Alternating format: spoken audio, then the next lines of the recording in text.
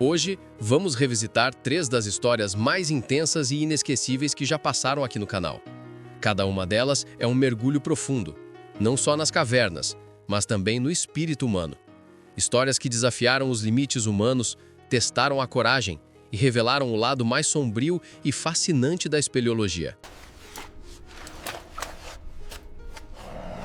Repentinamente descomprimidos de forma brutal, os 6 trabalhadores da plataforma petrolífera Byford Dolphin encontraram-se envolvidos no acidente de mergulho mais terrível já registrado. O que deveria ser uma operação rotineira de mergulho em saturação transformou-se em um cenário de completo horror. Apenas um deles conseguiu escapar com vida, mas não sem sofrer ferimentos severos. Esta é a história fatal do desastre de Byford Dolphin. No sábado, 5 de novembro de 1983, enquanto era realizada uma perfuração no campo de gás Frigg, localizado no setor norueguês do Mar do Norte, os mergulhadores Roy P. Lucas, Edwin Coward, Truls Hellevig e Bjorn Ivar Bergensen foram designados para realizar trabalhos de manutenção nas profundezas da plataforma. Dando suporte à equipe estavam 2 corajosos mergulhadores, William Cremond e Martin Saunders. Truls Hellevig e Bjorn Bergensen desceram a uma profundidade de 295 pés para realizar reparos na parte inferior da estrutura de perfuração. A possibilidade de alcançar tais profundidades foi viabilizada pelo uso de um sino de mergulho, que podia ser acoplado a um sistema de câmaras onde os mergulhadores ficavam temporariamente alojados. Diferentemente de outros mergulhadores, esses profissionais passavam até 28 dias confinados em uma câmara apertada e pressurizada, onde realizavam suas atividades, se alimentavam e dormiam. Na plataforma Byford Dolphin, a empresa petrolífera exigia que os mergulhadores enfrentassem longas jornadas de trabalho, com turnos de 18 horas seguidos por apenas 3 horas de descanso antes de voltarem ao serviço. Apesar do ambiente claustrofóbico e dos desafios, o pagamento era altamente atrativo, variando geralmente entre 30 mil e 45 mil dólares americanos por mês. A plataforma dependia do esforço coordenado de centenas de tripulantes, todos desempenhando tarefas intensas ao mesmo tempo, sem imaginar o que estava prestes a acontecer. Para os 4 mergulhadores, as atividades rotineiras se transformariam em um pesadelo inimaginável. Nas câmaras pressurizadas, o sistema era composto pela câmara 1, câmara 2, uma cápsula de escape acoplada a um bote salva-vidas no topo e um tronco que se conectava ao sino de mergulho. O sino era fixado a esse tronco enquanto os 2 operadores de mergulho, William Cremond e Martin Saunders, realizavam seu controle a partir da plataforma. Enquanto isso, as câmaras pressurizadas permaneciam posicionadas na estrutura superior, permitindo que o sino fosse desacoplado para atingir a profundidade necessária. Esse sistema proporcionava o uso eficiente de tempo e recursos, facilitando a transição entre o ambiente de alta pressão submerso e os alojamentos pressurizados na superfície. Ao descer nas profundezas do oceano, o principal desafio enfrentado pelos mergulhadores é a pressão extrema. A cada 33 pés de profundidade, a pressão ambiente aumenta em aproximadamente 1 atmosfera. Cada atmosfera adicional exerce uma força de cerca de 14,6 libras por polegada quadrada no corpo humano. O verdadeiro problema do mergulho não está em alcançar grandes profundidades, mas em retornar à superfície de forma segura. Nas profundezas, a pressão elevada faz com que o nitrogênio e o hélio se dissolvam no sangue, saturando-o proporcionalmente ao aumento da pressão ao redor. Essa saturação ocorre porque os mergulhadores respiram uma mistura específica de gases dentro das câmaras pressurizadas, geralmente composta de hélio e oxigênio, chamada de heliox. A composição dessa mistura é ajustada conforme a profundidade do mergulho, o que dá origem ao termo mergulho de saturação. Se a ascensão à superfície for muito rápida, a redução brusca da pressão pode causar a doença de descompressão, conhecida como BINDS. A condição faz com que o nitrogênio dissolvido na corrente sanguínea retorne ao estado gasoso, formando bolhas em diferentes partes do corpo.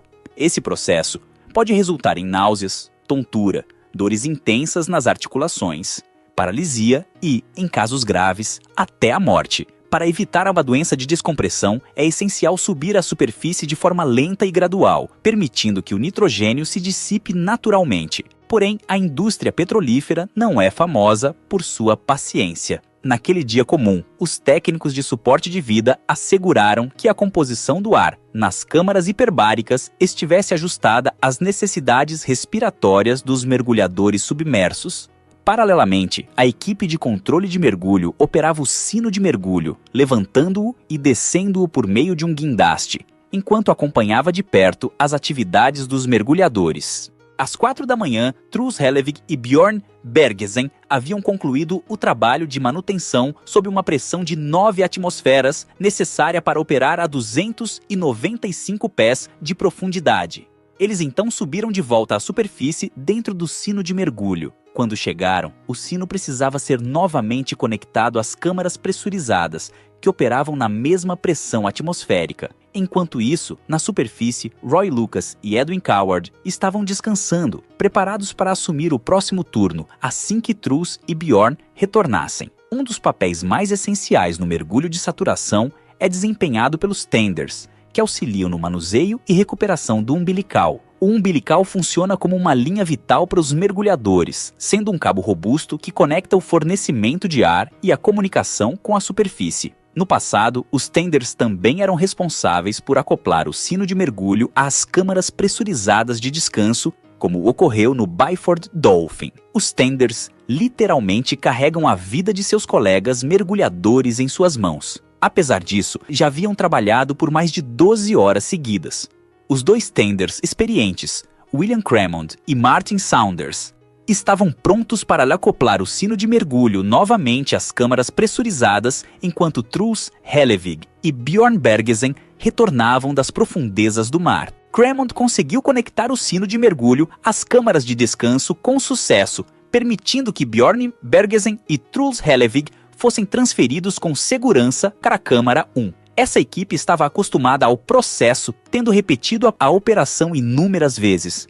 Em condições normais, transferir os mergulhadores para uma área de descanso e desacoplar o sino era uma tarefa relativamente simples. Primeiro, feche a porta do sino de mergulho, que permanecia aberta, para o tronco de acesso. 2. Aumente gradualmente a pressão dentro do sino de mergulho para garantir o fechamento hermético da porta do sino. Terceira, feche a porta da câmara, também aberta para o tronco de acesso. Quarta, reduza lentamente a pressão no tronco até atingir o nível de uma atmosfera. Quinto, solte a braçadeira para desconectar o sino de mergulho do sistema de câmaras. Então, o caos tomou conta. Cremond liberou a braçadeira, desencadeando uma reação em cadeia que resultou na violenta descompressão das câmaras. O sino de mergulho foi desconectado antes que as portas da câmara estivessem completamente fechadas, provocando uma despressurização explosiva. A diferença abrupta de pressão destruiu as câmaras de descanso, lançando Hellevig pelo convés enquanto ele era brutalmente arrastado.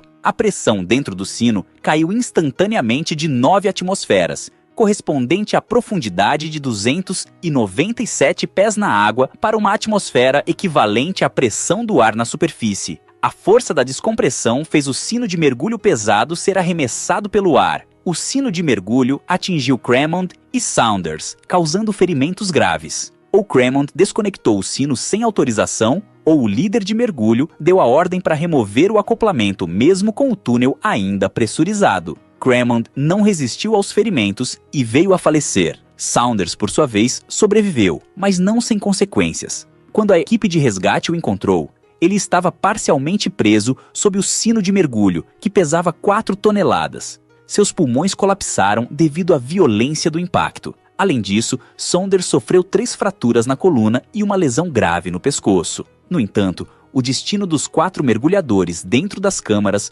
foi ainda mais trágico. Embora os detalhes exatos sejam impossíveis de verificar, a velocidade com que a descompressão aconteceu provavelmente resultou em uma morte instantânea e indolor para eles. Descompressões como essa são fatais, e nenhum ser humano poderia sobreviver a uma situação tão extrema. Diferente do recente desastre do Ocean Gate, no caso do Byford Dolphin, os corpos dos mergulhadores não foram perdidos no oceano. Mesmo assim, saber exatamente o que aconteceu com essas pessoas traz pouco alívio. Relatórios oficiais do incidente contêm registros gráficos que ilustram o sofrimento extremo ao qual seus corpos foram submetidos. Apesar disso, os mergulhadores não tiveram consciência do que estava acontecendo, nem sentiram os efeitos terríveis de suas mortes abruptas. Embora estivessem próximos da porta, o sangue de Lucas, Coward e Bergerson entrou em ebulição instantaneamente dentro de seus corpos, enquanto grandes quantidades de nitrogênio dissolvido voltaram abruptamente ao estado gasoso.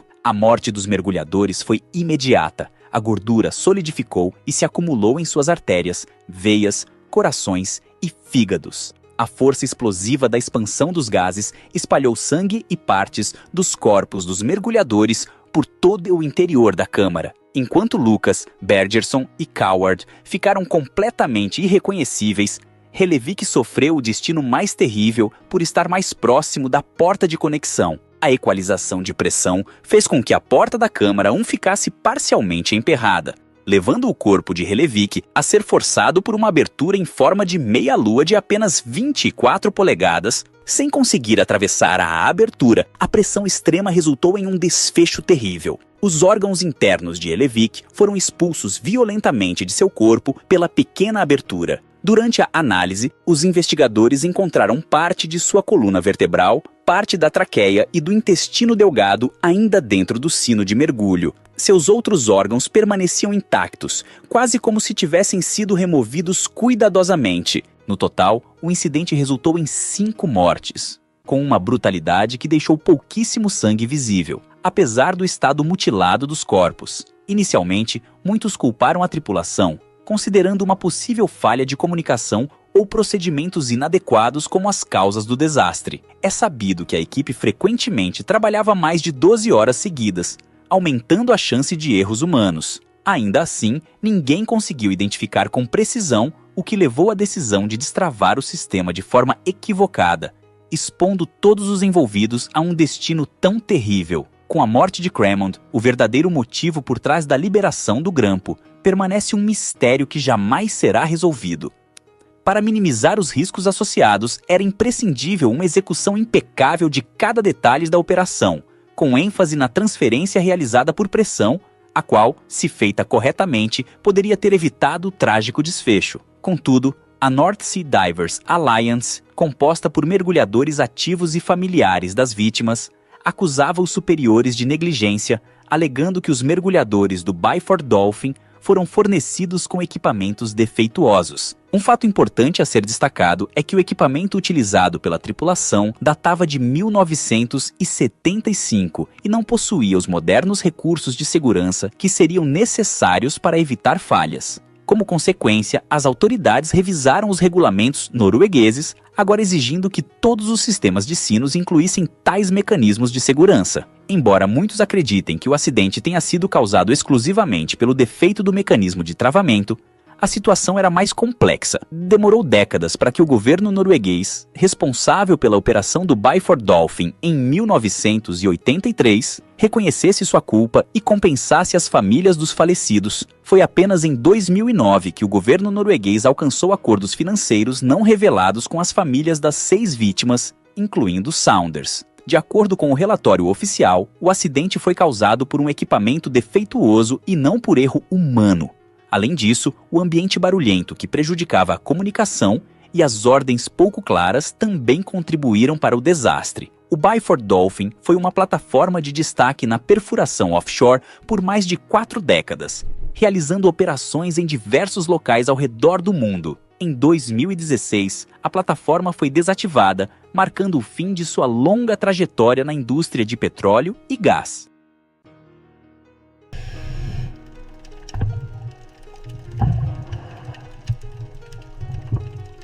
O incidente envolve uma improvisação aparentemente simples, que se revelou fatal. Como sempre, recomenda-se discrição ao espectador.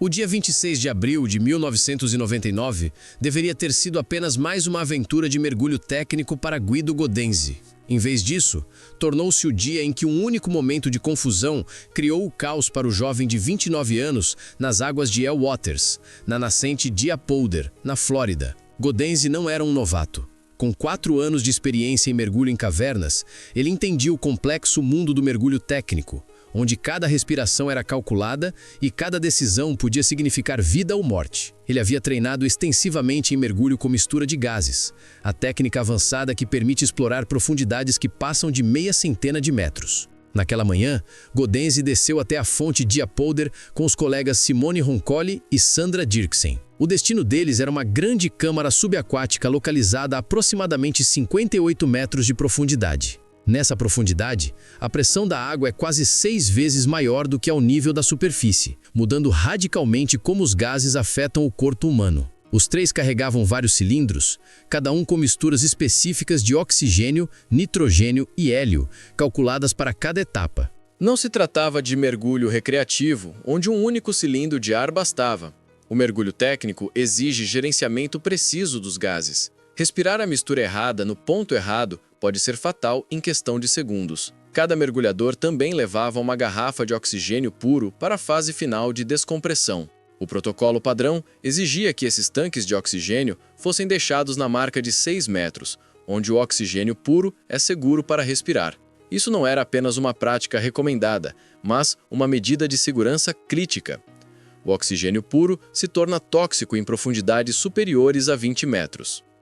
Sob pressão crescente, a concentração de oxigênio, vital à vida na superfície, transforma-se em veneno, podendo causar convulsões e morte imediata. Todo mergulhador técnico conhece essa regra, o que tornou o que aconteceu a seguir tão chocante. Gaudenzio quebrou o protocolo. Em vez de deixar sua garrafa de oxigênio no ponto de descompressão, ele decidiu carregá-la consigo durante todo o mergulho. Talvez quisesse garantir que o gás estivesse sempre à mão ou temesse perder o equipamento. Qualquer que fosse o motivo, a decisão seria fatal. A descida ocorreu sem problemas. Os 3 se moviam pelas águas cristalinas com eficiência, suas lanternas rasgando a escuridão. As formações calcárias, esculpidas por milhões de anos de fluxo d'água, criavam uma paisagem quase de outro planeta. A 58 metros de profundidade, chegaram ao destino. A câmara se abriu ao redor deles como uma catedral submersa, com paredes que desapareciam além da luz. A pressão esmagadora da água naquela profundidade teria matado instantaneamente um humano sem proteção, mas o equipamento especializado lhes permitia explorar esse ambiente alienígena. Eles passaram um tempo registrando imagens e admirando as formações únicas. O silêncio era total, quebrado apenas pelo som ritmado dos respiradores. Ali, cada respiração precisava ser calculada, cada movimento medido. Após concluir a exploração, a equipe iniciou a subida, a fase mais perigosa do mergulho profundo. Os gases dissolvidos no sangue e nos tecidos sob pressão precisavam ser liberados lentamente para evitar a doença da descompressão. Eles faziam várias paradas em profundidades predeterminadas, permitindo que o corpo eliminasse o excesso de gás. A primeira parada importante era a cerca de 36 metros, pouco mais de 37 metros abaixo da superfície. Ali, ficaram imóveis por minutos, iniciando o processo gradual de descompressão. A superfície parecia distante, a vários andares de um prédio de 10 pavimentos acima. Ainda tinham diversas paradas antes de chegar a um lugar seguro. Foi nesta parada, por volta de 36, 37 metros, que Gaudenzio cometeu o erro fatal. Por razões nunca totalmente compreendidas, ele trocou o gás respiratório principal pelo cilindro de oxigênio puro. Talvez a confusão tenha obscurecido o julgamento ou o estresse do mergulho profundo tenha influenciado. No momento em que o oxigênio puro entrou em seus pulmões naquela profundidade, os efeitos foram imediatos e devastadores. A alta pressão forçou concentrações tóxicas de oxigênio no sangue, causando o chamado envenenamento por oxigênio. O sistema nervoso central foi sobrecarregado. Gaudenzio entrou em convulsões violentas. Seu corpo tremia incontrolavelmente enquanto o sistema nervoso falhava diante da toxicidade. Em segundos, ele perdeu a consciência, desligando-se completamente. O bocal que o ligava ao gás vital caiu de seus lábios. Roncalli e Dirksen assistiram horrorizados enquanto o parceiro experiente passava de mergulhador competente a vítima inconsciente.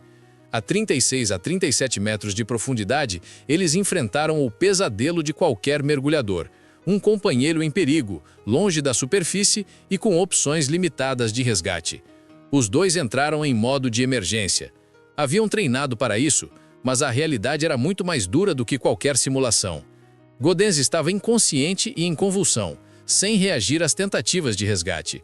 Sem o bocal, ele não respirava o gás que o mantinha vivo. Roncoli e Dirksen trabalharam freneticamente para salvá-lo. Tentaram recolocar o bocal, lutando contra os movimentos descontrolados e o ambiente hostil. As convulsões tornavam quase impossível manter o equipamento no lugar, e seus próprios suprimentos de gás se tornavam críticos à medida que gastavam energia. A física não ajudava. A quase 37 metros, ainda muito longe da superfície, não podiam subir rápido sem risco de doença de descompressão, que pode ser fatal.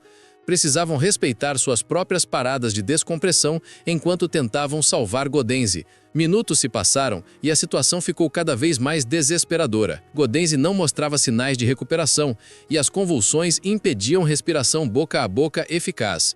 Seus companheiros enfrentaram a terrível realidade de que o amigo estava morrendo diante de seus olhos, sem nada que pudessem fazer. A tragédia era ainda mais dolorosa por ser evitável. Os limites de toxicidade do oxigênio são bem conhecidos. O uso de oxigênio puro além de 20 metros é regra básica em qualquer curso de mergulho técnico. Mergulhadores experientes seguem protocolos rígidos para evitar exatamente esse tipo de acidente. A prática recomendada é deixar cilindros de oxigênio a 6 metros de profundidade, evitando qualquer possibilidade de respirar oxigênio puro em locais mais fundos. O mergulho técnico não oferece margem para erros. Ao contrário do recreativo, onde falhas costumam resultar em simples desconforto, no mergulho técnico, um erro pode ser imediatamente letal. A combinação de profundidade extrema, misturas complexas de gases e descompressão obrigatória criam um ambiente onde um único deslize é catastrófico. Após esgotarem as tentativas de resgate, Roncoli e Dirksen tiveram de aceitar o inevitável. Gaudens sucumbira à toxicidade do oxigênio. A sobrevivência deles agora dependia de completar a descompressão e alcançar a superfície vivos. Eles não podiam salvá-lo, mas precisavam garantir que a tragédia não aumentasse. A subida foi agonizante. Foram obrigados a cumprir cada parada programada enquanto lidavam com o trauma de ver o amigo morrer. Cada minuto parecia uma eternidade, mas apressar-se significaria risco de embolia gasosa, potencialmente mortal. Quando finalmente emergiram e relataram o acidente, a comunidade de mergulho ficou em choque. Os 4 anos de experiência de Gaudens deveriam ter evitado esse erro, mostrando que até veteranos podem ser vítimas de um lapso momentâneo. Os socorristas que resgataram o corpo de Gaudens daquela profundidade enfrentaram seus próprios desafios. A operação exigiu equipamento de mergulho profundo, planejamento detalhado e cilindros de gás com controle rigoroso de pressão em bar e temperatura em graus Celsius. A água cristalina que havia atraído os mergulhadores agora servia como cenário de uma complexa missão de recuperação subaquática. A investigação não encontrou falha de equipamento nem fatores externos. O cilindro de oxigênio estava em perfeito funcionamento, fornecendo oxigênio puro como projetado. O problema não foi mecânico, mas humano.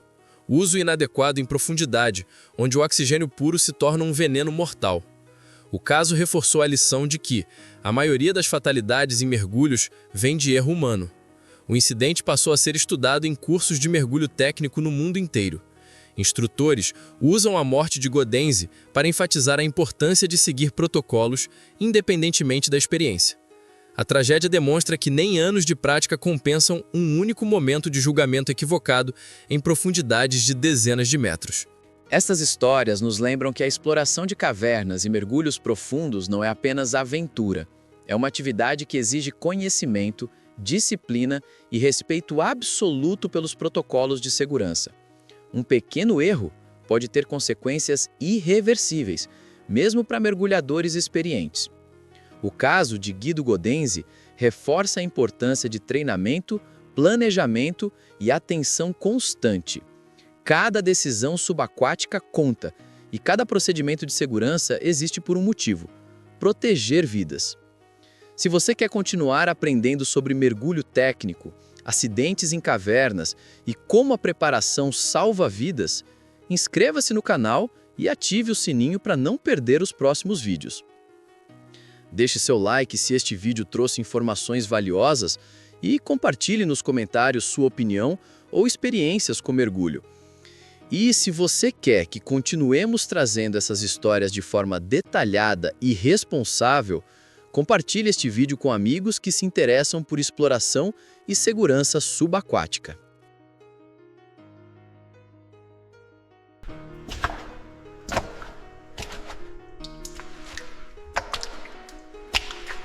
Uma vez, um grupo de 10 estudantes da Universidade da Flórida embarcou em uma aventura na sombria e desafiadora caverna de Ellison. O que começou como uma exploração emocionante logo se transformou em um pesadelo, quando 2 deles ficaram presos em um abismo traiçoeiro. Enfrentando temperaturas congelantes e lutando por suas vidas, o grupo descobriu a fragilidade entre a euforia da juventude e a brutalidade da natureza. Esta é a sombria história da tragédia na caverna de Ellison. De acordo com os investigadores do norte da Geórgia, Perry e Lockenbach vestiam apenas shorts e camisetas, roupas completamente inadequadas tanto para o clima quanto para a complexidade da caverna. Ellison é uma das cavernas mais técnicas dos Estados Unidos, abrigando o poço de queda livre mais profundo e impressionante do mundo. Uma atração tão perigosa quanto fascinante. Era 12 de fevereiro de 2011, um inverno rigoroso ainda resistia com temperaturas gélidas. Apesar disso, 10 jovens, 5 rapazes e 5 moças decidiram explorar a caverna. À frente do grupo estava Grant Lockenbach, de apenas 20 anos, que planejava essa jornada como uma celebração antecipada de seu aniversário na semana seguinte. Ele, Michael e outros colegas já tinham experiência com exploração de cavernas, o que os levou a subestimar os perigos. Para eles, aquilo parecia apenas mais uma aventura inesquecível, mas não sabiam que seria a última para alguns. Michael e Grant, apesar de cursarem diferentes níveis acadêmicos e áreas de estudo, compartilhavam uma amizade profunda, unida por sua fé cristã e paixão por aventuras emocionantes. Escalada, paraquedismo, wakesurf, exploração de cavernas. Nada parecia grande ou perigoso demais para esses dois. Apenas semanas antes da tragédia, os amigos haviam explorado outra caverna, ficando fascinados pela experiência. Determinados a superar aquele desafio, decidiram que a próxima jornada seria ainda mais ambiciosa. A Caverna de Ellison, com mais de 1000 pés de profundidade, localizada no condado de Walker, em Pigeon Mountain, na Geórgia. A Ellison's Cave é a 12ª caverna mais profunda das Américas e guarda um atrativo impressionante, o Fantastic Pit, o poço vertical desobstruído mais profundo dos Estados Unidos. Esse abismo atinge uma profundidade tão imensa que é quase o dobro da altura da Estátua da Liberdade. Com tal desafio em mente, os jovens viajaram mais de 400 milhas na véspera do fatídico dia. A manhã seguinte trouxe entusiasmo e ansiedade em doses iguais. Animados, os estudantes se vestiram de forma casual e carregaram com pressa os equipamentos de espeleologia, faróis, capacetes, cordas e um espírito aventureiro que mal podiam conter. Estavam prontos para encarar as profundezas que os aguardavam, ou assim pensavam. No entanto, antes de começarem a escalada, o grupo tomou uma decisão que mais tarde lamentariam profundamente. Deixaram seus telefones para trás, carregando apenas o essencial para a exploração. Mal sabiam que essa escolha simples se transformaria em um grave erro. Conforme avançavam montanha acima, a excitação foi rapidamente substituída por preocupação. O frio se tornava cada vez mais intenso, com temperaturas despencando a cada passo. Infelizmente, ninguém no grupo se preparou para enfrentar o clima rigoroso. Roupas leves e casuais eram tudo o que vestiam. Grant e Michael, confiantes por experiências passadas,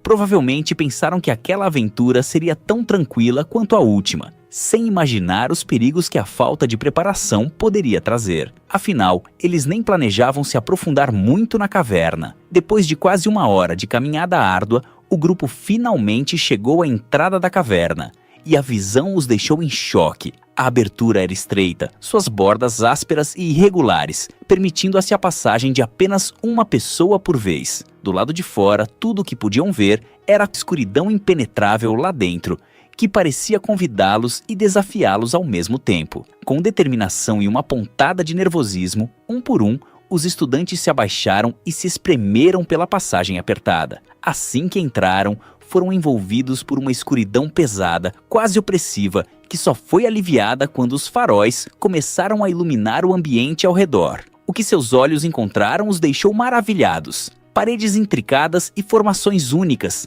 Uma beleza natural de tirar o fôlego. No entanto, a fascinação durou pouco. Ainda havia muito mais para enfrentar, e o perigo se escondia nas sombras da caverna. No verão, a água dentro da caverna atingia cerca de 13 graus Celsius, já gelada o suficiente para causar desconforto. No inverno, ainda mais implacável, tornando tudo ao redor congelante. Por isso, o grupo planejou apenas uma breve exploração de uma parte pequena da caverna antes de sair. Ninguém sequer considerava da ideia de entrar na água. Mas então, algo inesperado aconteceu. Enquanto finalizavam a exploração, a mochila de um dos estudantes escorregou e caiu em um poço chamado Warm-Up Pit.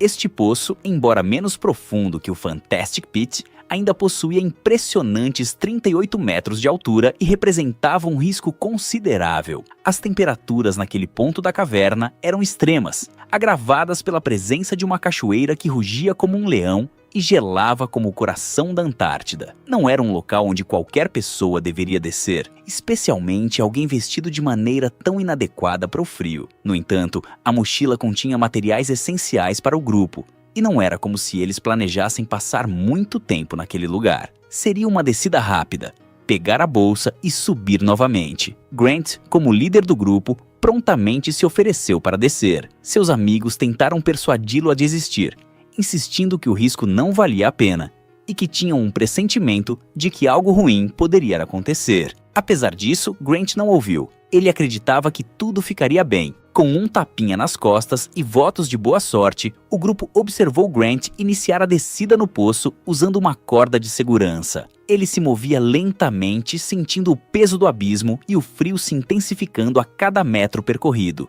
Enquanto avançava, os tremores começaram a surgir, mas ele ainda se mantinha focado. Não tinha ideia do que o esperava mais abaixo. Conforme descia, o rugido de uma cachoeira próxima ficava mais alto, ecoando pelas paredes da caverna. Apesar disso, ele ainda conseguia ouvir as vozes de seus amigos, oferecendo apoio e palavras de encorajamento que o mantinham firme. Mas quando alcançou aproximadamente a metade do percurso, o inesperado e assustador aconteceu. Ao se aproximar da Cachoeira Chorosa, Grant foi confrontado com um cenário hostil. O fluxo de água gelada caía com força devastadora, transformando o ar ao seu redor em um nevoeiro úmido e congelante. Ele já tremia intensamente, e em sua tentativa desesperada de se afastar da água, o pior aconteceu. Grant parou de descer. Os tremores de frio tornaram-se acompanhados de uma onda avassaladora de pânico que percorreu seu corpo. Ele balançou a corda, tentando liberar o mecanismo que parecia estar preso.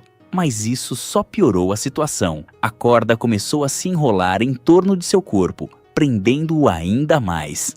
Nesse momento, seu maior medo se materializou. A água gelada finalmente o alcançou, encharcando-o por completo e drenando rapidamente o pouco calor que restava em seu corpo, transformando sua luta em uma batalha desesperada por sobrevivência. Grant agora gritava a plenos pulmões, mas seus apelos eram abafados pelo rugido ensurdecedor da cachoeira e interrompidos pelos tremores incontroláveis de seu corpo. Ainda assim, seus amigos acima ouviram os gritos. Michael, porém, não hesitou. Rapidamente amarrou a mesma corda que Grant havia usado e começou a descer em direção ao amigo. Enquanto descia, Michael gritou para Grant manter-se imóvel e resistir. Quando o alcançou, ficou horrorizado ao encontrar Grant em um estado de semi-inconsciência. Ele estava incoerente, os movimentos lentos e descoordenados. Seus olhos mostravam confusão, enquanto as mãos tateavam mecanicamente na tentativa de agarrar qualquer coisa. O corpo de Grant tremia com violência, os sinais de hipotermia já se instalando.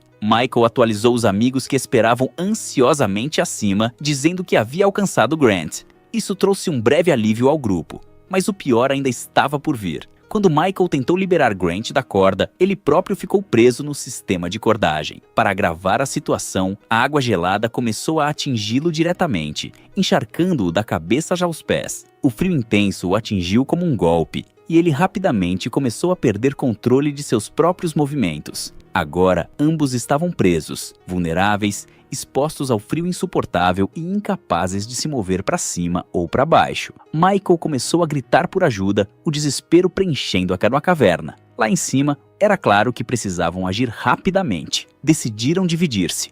Alguns ficaram para se comunicar e encorajar os dois, enquanto outros saíram da caverna apressadamente para buscar ajuda. Os que ficaram com Michael e Grant mantinham a comunicação constante, gritando palavras de apoio, rezando e garantindo que a ajuda estava a caminho. Os outros, agora correndo com toda a força que tinham, começaram a descer a montanha, determinados a salvar seus amigos, presos na escuridão e no frio implacável. Os amigos de Michael e Grant ficaram devastados enquanto observavam a corda balançar lentamente de um lado para o outro, simbolizando a tragédia iminente. O tempo parecia congelar até o momento em que os amigos que haviam saído retornaram com a equipe de resgate especializada em cavernas e penhascos do condado.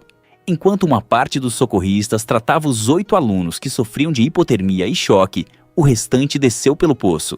Às 15h30, encontraram Michael e Grant pendurados, imóveis, nas cordas. Os socorristas verificaram seus pulsos, mas não encontraram sinais de vida.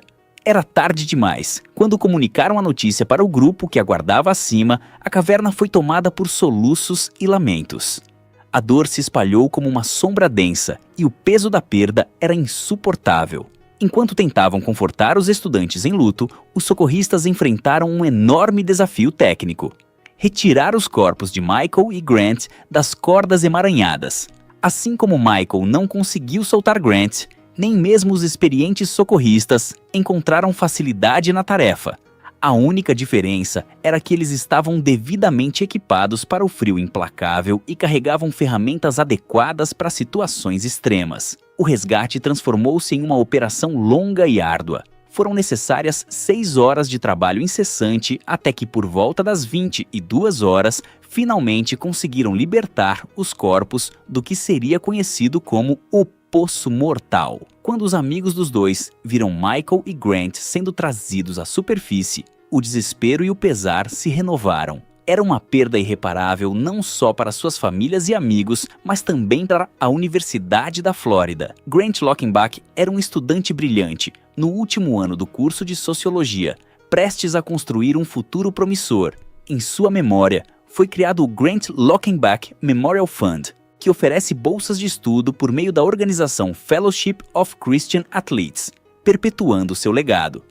Michael Peary, igualmente talentoso, mostrou sua coragem e heroísmo ao tentar salvar o amigo. Em reconhecimento a isso, ele recebeu póstumamente a Medalha Carnegie pela Carnegie Hero of Fund Commission. O Departamento de Belas Artes também fundou o Michael Peary Memorial Scholarship Fund, uma bolsa destinada a membros da Gator Marching Band que demonstram força de caráter, generosidade, energia e dedicação à banda. Qualidades que definiam Michael. O episódio marcou profundamente todos os envolvidos. Um lembrete da força, mas também da vulnerabilidade humana em face de ambientes implacáveis. Cada uma dessas histórias é um lembrete de que o mundo subterrâneo é tão belo quanto implacável. Se você gosta de se aventurar por essas profundezas conosco, deixa o like, comenta qual dessas histórias mais te marcou e, claro, se inscreve no canal para não perder as próximas explorações.